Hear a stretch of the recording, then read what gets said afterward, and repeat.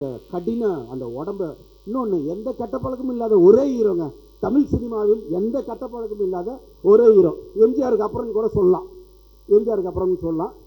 So அப்படிப்பட்ட பிரசாந்த் அவர்களை இந்த உயரத்திற்கு உச்சத்திற்கு வர வைப்பதற்காகவே தன்னை அர்ப்பணித்துக் கொண்ட ஒரு தந்தை.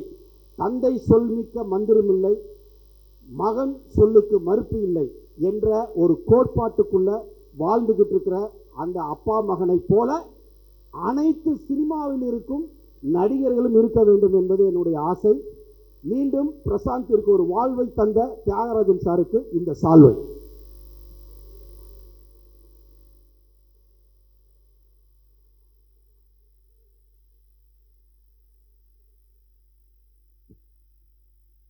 அடுத்து பிரசாந்த் சார் என் கூட 2 படம் பண்ணாங்க. எனக்கு ஒரே ஒரு ரொம்ப சந்தோஷம். எனக்கு நான் படம் பண்ண மாதிரி என்னன்னா, நான் ஒர்க் பண்ண ஹீரோ திருப்பி லைன் லைட்டுக்கு வந்துட்டாருன்றது ஐ எம் ஸோ ஹாப்பி.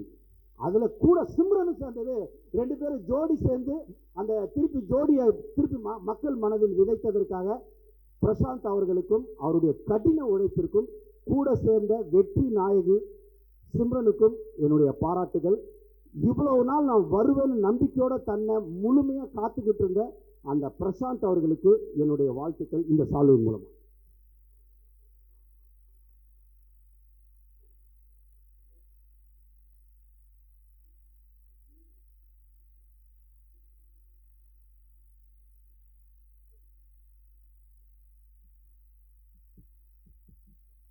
எனக்கு டைரக்டர் KS ரவிக்குமார் சார் வருவாங்கன்னு தெரியாது, அதனால் 3 தான் வாங்கிட்டு வந்தேன். சாரி டைரக்டர் சார், ஏன்னா செகண்ட் ஹாஃபில் பிச்சு உதறிட்டார்.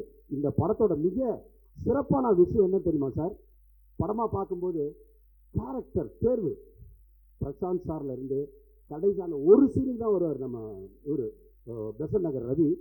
அது வரைக்கும் அந்த மெனக்கடல், கொடுத்த காசுக்கு ஆடியன்ஸை முழு திருப்தியோட வெளியே அனுப்பணுங்கிற அந்த நேர்மையான அர்ப்பணிப்பு இருக்குது பார்த்தீங்களா, அந்த அர்ப்பணிப்பு தான் அந்தகன்.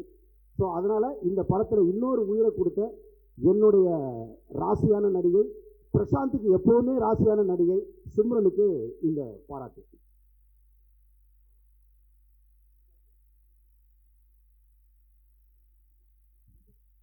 டைரக்டர் சாருக்கு இல்லை, தப்பாத்துக்காதீங்க, யோகி பாபா சார். இன்னும் சமுத்திரக்கனி சாரை சொல்லணும். சமுத்திரக்கனி இன்றைய தமிழ் சினிமாவில் சமுத்திரமாக மாறிவிட்டார்.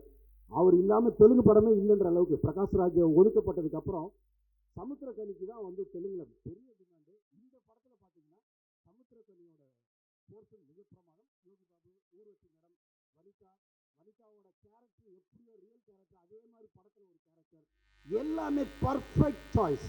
இப்படி ரசிகர்களுக்காக மிகவும் மெனக்கெட்டு மிகப்பெரிய வெற்றி அடைந்திருக்கிற இந்த அந்தகன் தொடர்ந்து அனைவரும் பார்த்து பிரமிக்க வேண்டிய உயரத்திலேயே 10வது மாடியிலேயே என்றும் டாப் ஸ்டார் இருக்க வேண்டும். அதற்கு தியாகராஜன் சார் பேக் பில்லராக, காட் ஃபாதராக இருக்க வேண்டும் என்று எல்லாம் வல்ல இறைவனை வேண்டி அத்தனை பேரின் ஆசைகளையும் நான் அவர்களுக்காக ஆசீர்வதிக்கிறேன். நன்றி. Thank you so much.